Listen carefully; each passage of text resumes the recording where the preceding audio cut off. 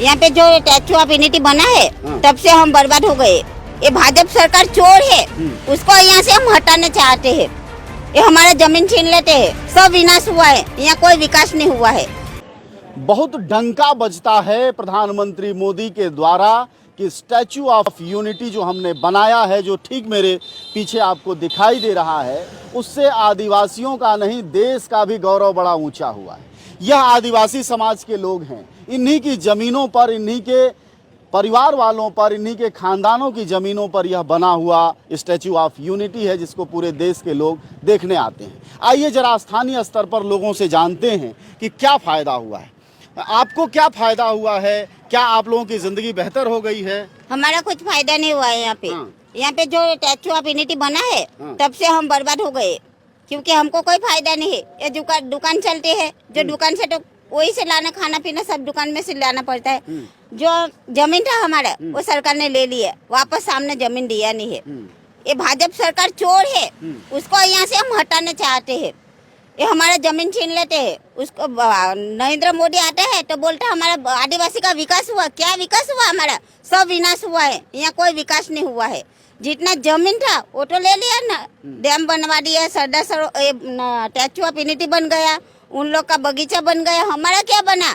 बनता है तो भाजपा का नेटो का बन रहा है, हमारा कुछ अभी तक बना नहीं है यहाँ पे। और बोलते हैं विकास दिया, हम रोजगारी दिया। क्या रोजगारी देगा? 8,000 9,000 पेमेंट में रोजगारी देगा? अभी तक बच्चा लोग घर में पढ़ा लिखा बैठा हुआ है। ये सब लोग, ये महिला वो धंधा करते हैं, उसको भी धंधा करने नहीं देते हैं लोग।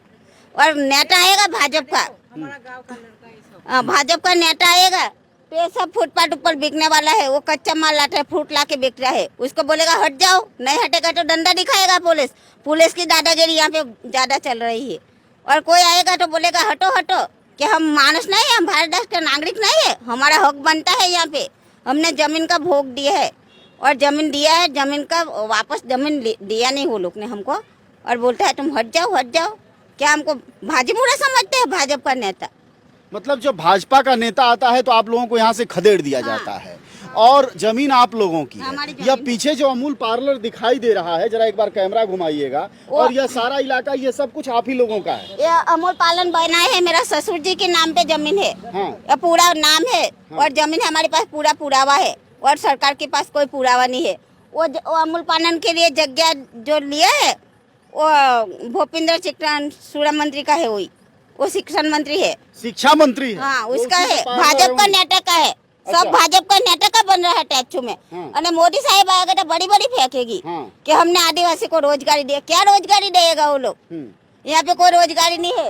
इतना ही ये अमूल पालन जो है, इतना ही 40 लाख में लिया है, 40 लाख में जमीन दिया है। तो हम खाली पूछने गए थे, 40 लाख रुपया हमारे ससुर जी के खाता में नहीं आए तो पैसा किसको दिया? तो पुलिस पकड़ा के हमको बुला के ले गए और हमको खोटा खोटा केस किया। अभी भी मैं केस में तारीख में जाके आई हूँ।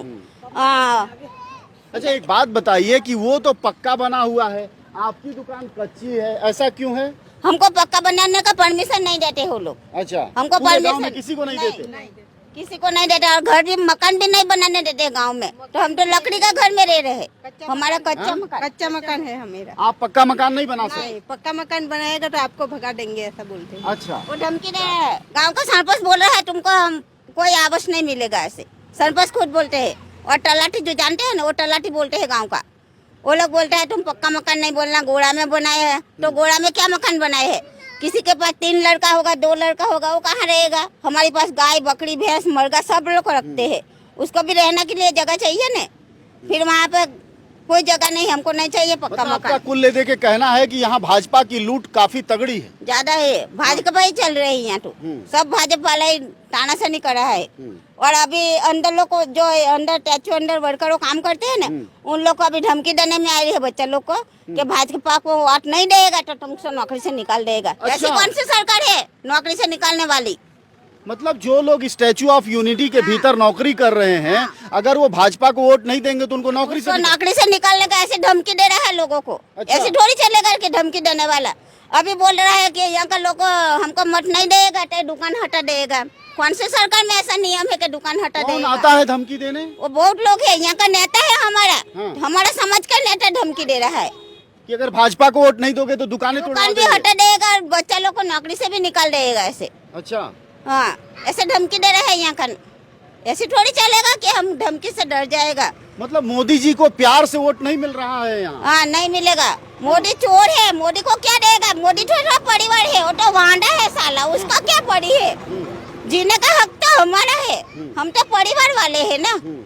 वो एक पत्नी नहीं संभाल पाएगा तो क्या संभालेगा? देश संभालेगा? देश को बर्बाद कर रहा है। हाँ, तो वो कहते हैं कि देश बड़ा आबाद हो रहा है, उन्नत हो रहा है, गुजरात जैसे मूर्ति ऊंची उठ रही है वैसे गुजरात ऊपर उठ रहा है। नहीं, कुछ उठ नहीं रहा है यहाँ पे। सब बर्बादी हमारा खाना पीना छोड़ लिया मोदी ने।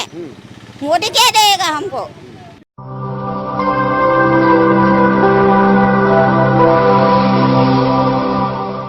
जन ज्वार जनता की